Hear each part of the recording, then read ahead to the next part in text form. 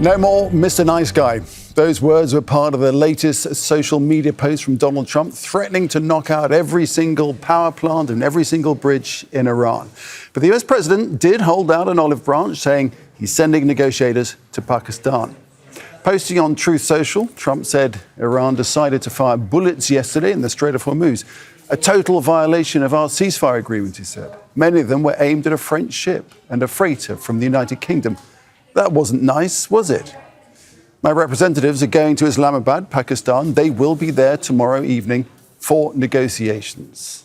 Well, that post came as sources told Al Jazeera that 2 US aircraft carrying security personnel landed in Rawalpindi near Pakistan's capital, Islamabad.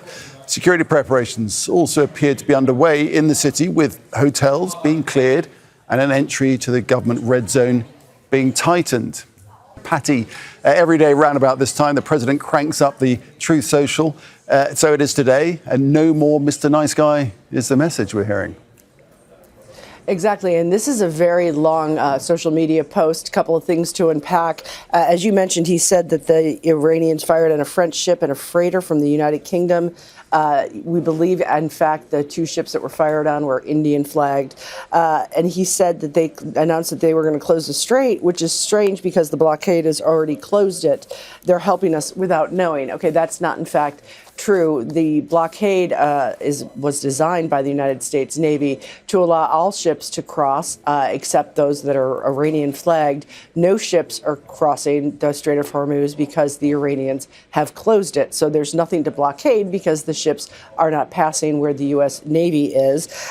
He said the United States loses nothing by the strait being closed. Again, not true. The strait, oil is a global commodity. When the strait stays closed, oil remains high. Let's not forget, on Friday, when it was announced that the strait was open, we saw the cost of a barrel of oil plummet by as much as 9%. If the markets open on Monday and the strait is still closed, you can see the opposite of what happened possibly on Friday, which is when the stock market went up, oil prices went down. So obviously this is a president who on Friday sent social media posts saying it's a great day for the world, basically saying the U.S. got all of its demands from Iran. Iran got nothing, only to be faced with the reality that Iran has a vote in this as well, and that they can close the strait and pretty much cripple the global economy. The International Monetary Fund put out a forecast just days ago that said the longer this goes on, the worse it is going to impact every single country negatively. One other thing he said is he said if the talks don't go well, the United States is going to knock out every single power plant and every single bridge in Iran.